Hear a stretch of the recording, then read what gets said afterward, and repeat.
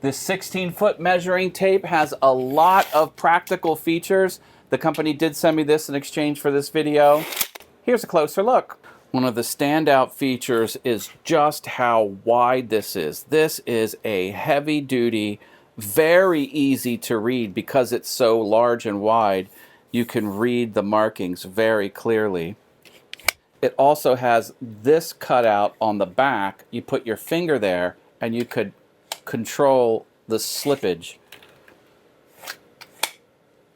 Very convenient. Heavy duty belt clip, and you don't see this very often, a lanyard connected directly to it. Of course, you have the locking mechanism.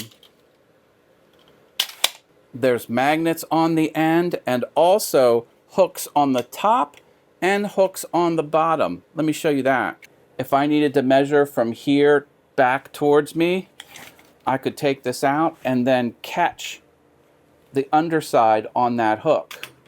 Now it is nice and stable.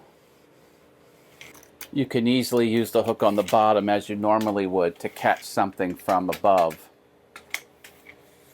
In this situation, you have a rounded pole. There's really nothing to catch on either side.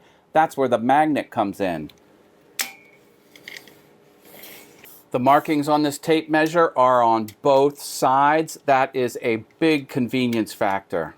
Because this is so sturdy and the width of this is 1.2 inches, this can extend very far, up to 13 feet without it breaking. I'm not sure I will ever need to extend this 13 feet hovering in the air, but it's good to know if I needed to, I certainly could. The belt clip works as expected.